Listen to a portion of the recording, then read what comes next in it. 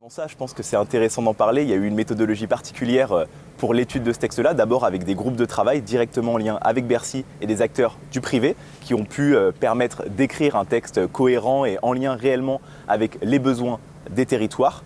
Ensuite, on a eu la constitution d'une commission, d'un comité de suivi au sein de la commission des affaires économiques, dont je faisais partie. Je représentais la majorité, je représentais le parti Renaissance au sein de cette commission. Et ensuite, il y a eu la constitution d'une commission spéciale. C'est-à-dire que des commissaires aux affaires économiques, commissaires aux lois, des commissaires aux finances se sont réunis ensemble pour étudier ce gros texte, ce texte majeur avec de grosses ambitions, tous ensemble. Cette commission-là, elle s'est tenue la semaine dernière, elle s'est terminée. On a eu plusieurs jours de débat, plus de 1000 amendements qui ont été étudiés, avec des amendements de la majorité et de l'opposition qui ont été retenus. Et aujourd'hui, on va débattre de ce texte-là, dès lundi, en hémicycle.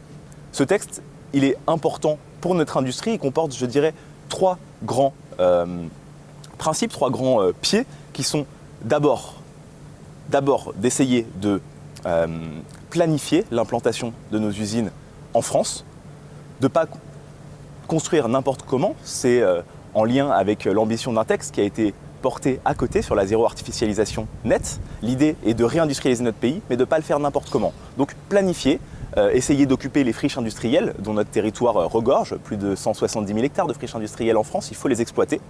Le deuxième, c'est de verdir notre commande publique.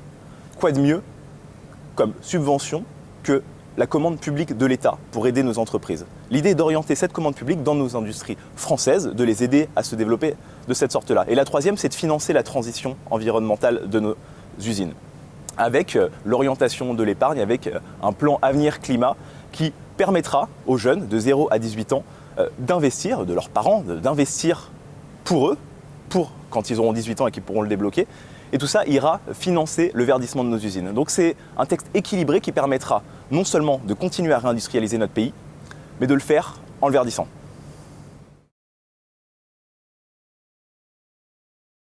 Je crois que c'est un texte qui est nécessaire. Tous les acteurs qu'on a pu rencontrer nous l'ont dit, ce texte-là, ils l'attendaient et ils sont heureux de le voir venir. L'intégralité des groupes politiques s'en rendent bien compte. On a beaucoup d'amendements qui sont déposés sur différents thèmes. Aujourd'hui, comme je vous le dis, on parle de planification sur notre territoire. On parle de réduire les délais d'implantation de nos usines. C'est un point qui est important. Quand une usine vient s'installer en Europe, forcément, elle regarde de quelle manière elle va pouvoir s'y installer.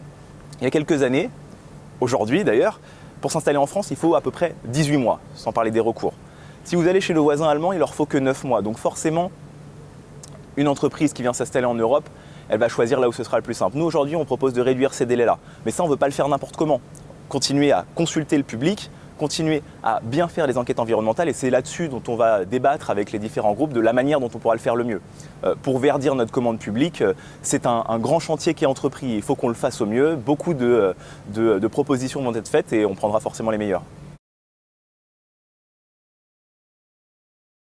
Alors moi, je dirais que ce texte, finalement, c'est pas nouveau, c'est l'aboutissement d'une politique générale qui est menée. La réindustrialisation du pays, on l'a déjà commencé et on peut se féliciter d'avoir tout bonnement déjà pour la 4e année consécutive le pays d'Europe dans lequel les investisseurs étrangers viennent le plus, d'avoir un solde de création d'usines positif cette année.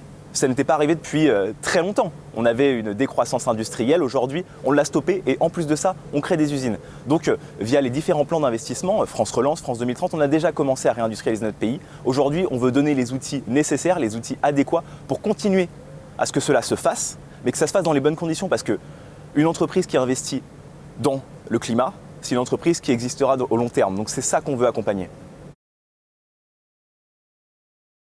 Les entreprises, elles sont ravies parce que la principale contrainte qu'elles voient, c'est les difficultés administratives pour simplement faire leur métier, que ce soit pour s'installer, pour grandir lorsqu'elles voient leur carnet de commandes grossir. C'est le cheminement naturel d'une entreprise. Et elles voient des contraintes et elles ont l'impression finalement que le pays n'a pas envie de les voir se développer, que comme on l'a pensé longtemps, l'usine ne devait pas se faire en France. Aujourd'hui, c'est terminé, elles sont très contentes de le voir. On a envie de produire en France. On a envie de voir venir ces usines-là, on a envie de voir des emplois industriels se créer.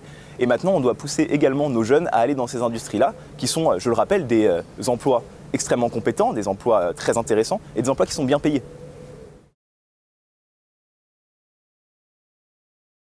C'était une année passionnante, avec une assemblée constituée comme On n'a pas connu avant ça, avec une majorité relative, des groupes politiques éclatés, et pour autant, on a réussi à passer une quarantaine de textes avec des accords qui ont été faits avec les différents groupes de droite comme de gauche. Donc je crois que c'est une année de travail dont on peut être fier.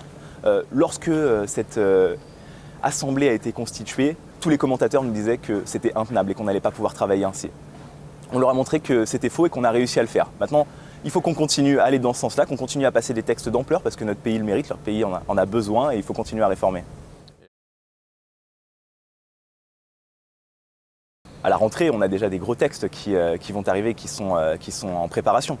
Je vous épargne le projet de loi Finances qui va forcément arriver à la fin de l'année, mais on a aussi le projet de loi Immigration qui va arriver et le projet de loi Plein Emploi, qui sont des textes qui sont très attendus par les Français et sur lesquels on va travailler dès la rentrée.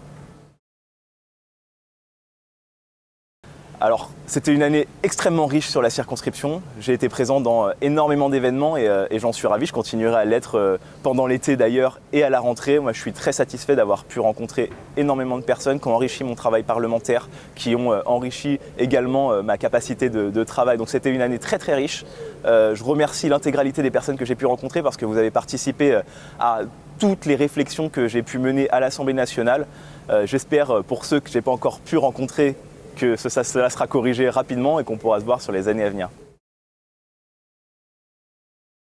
Eh bien, on a eu, et d'ailleurs j'ai eu l'occasion d'en discuter avec vous, la venue du ministre Clément Beaune qui a évidemment rencontré des habitants, des associations et qui est venu visiter les gares de la circonscription pour un constat simple, c'est que on a énormément de problèmes de transport sur la ligne C et on a des problèmes dans nos gares qui sont de plus en plus délaissées avec des guichets fermés et ce qui pose problème pour les utilisateurs. Le ministre est revenu hier en circonscription pour célébrer, commémorer le 10e anniversaire de l'accident ferroviaire de Brétigny-sur-Orge. Et à nouveau, on a pu échanger à ce sujet-là sur le fait qu'il fallait continuer à investir, qu'il fallait continuer à s'occuper de sa ligne C. On est en ce moment en train de débattre sur le schéma de la ligne C, il ne faut pas lâcher. C'est dans les mois qui viennent que les décisions seront prises et donc vous pouvez être certain qu'on est à fond sur ce sujet. J'espère.